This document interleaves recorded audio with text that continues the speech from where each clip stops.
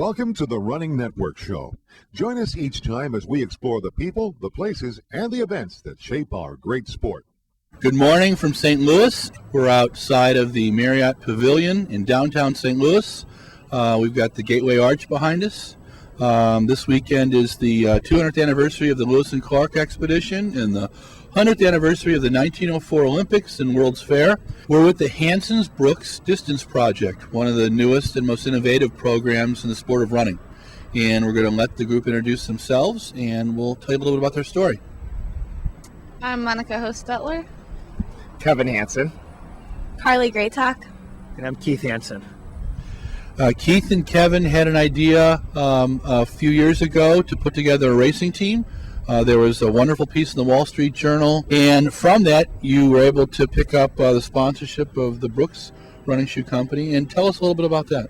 You know, it was a really good partnership, we felt, because we had a lot in common in the sense that Brooks has the same philosophies as we do, in the sense that they're trying to look at it from a group setting, and they're not really sponsoring individuals. They're sponsoring the group because they believe in the group dynamics. So that was a philosophy that we shared with Brooks, and we're happy to have Brooks be involved with the program. And the first thing you did is you had a men's group together, is that correct? Yes, we had started the men's group in August of '99, and we added the women's group with the sponsorship from Brooks. So it certainly made the program much more well-rounded, and felt we were really missing that element to have a complete Olympic development type program, not having the women. The fact of the story is that in Birmingham at the men's Olympic trials, the Hansons-Brooks Distance Project really set the race up. Brian Sells led through, was it 21 miles? It was just after 21 that he was caught by the lead pack. So. And then in fourth place, Trent Briney. And didn't he set a PR by 8 minutes? 8.5 minutes. Yes. That's absolutely amazing in Olympic trials, because people either go for broke and they don't finish, or they run very conservatively and they're disappointed with their races. Why was your group so successful at the men's race? I think we were realistic about our goals, is what it was, and we talked for the last year about making the race something that we dictated the race rather than have the race dictate us. And so we basically wanted trained for it that way, so that we didn't have to show up and say we wonder how this race is going to go. We knew how the race was going to go because we were going to be in charge of how the race went. Now, the word in the sport is that there's a possibility that Trent may get a shot at being on the team, depending on what the top three decide. Is that correct? Well, certainly we have the best three American 10,000 meter runners that were finished ahead of him in the marathon, and they may have options to go in the 10,000 meter, and if they choose that, certainly Trent would be the next person on the team, and if more than one person chooses that, Clint Viren, who was fifth in the trials, would also be on the team. So we're certainly hoping they do really well in the 10,000 and give our guys an opportunity to run in the marathon. So now we're going to put the women on the spot. You're kind of at the beginning of the newest part, Hanson Distance Project. Tell us about what it feels like to be starting something new. I guess I just feel really lucky to be a part of everything. I can't think of a better setup anywhere in the country. So, I mean, everything's pretty much just right there for us, and everything's just so convenient, and I'm just really glad to be there. Tell us a little about your running pedigree. What are your best times? What school did you go to? Kind of where you're at right now in your marathon development. I had run 3 years at Anderson University, just a small private school, Division III in Indiana, and then I ran a fourth year of eligibility at IU at Indiana University. And then pretty much immediately after graduating or finishing my year of eligibility at IU, I went into the marathon, and I've kind of bounced around from here to there with various training groups until I got with the Hansons. And what's your best 10K? 34:04. And what about your best marathon? 2:41:37. Okay.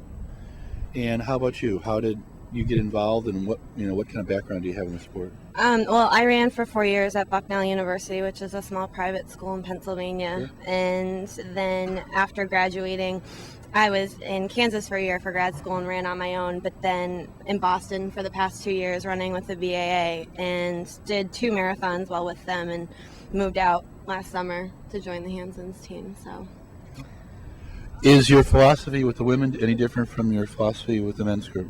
Well, it's funny. No, and actually my background with the women is greater than with the men. I've coached at high school females for 22 years prior to this, and so it was kind of, we started with men simply because that was what was available to start the program in '99, and all along the idea was we're going to start the women as soon as we can afford to start the women. And the men's program grew so quickly that all money was spent. And so without the addition of Brooks, we would not have been able to do the women. And it was not because it wasn't important. So we're real happy about that. But the philosophy is very similar with the women. We're volume oriented, and so mileage becomes a factor for us. Not that we count miles, but it becomes something important for us. What is your goal in terms of how big of a women's group do you want to put together?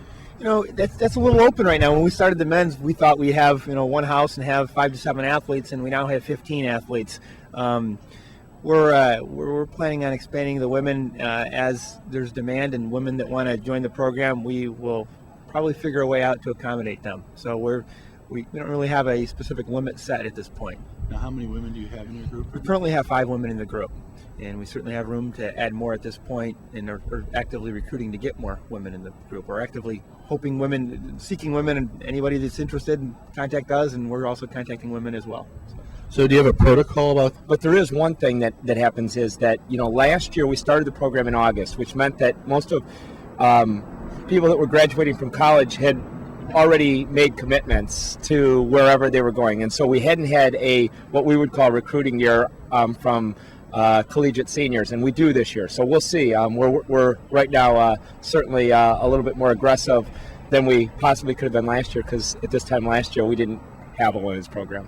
And do you have an application for? Not an application. It's more of a contact through us. We do certainly have an interview process.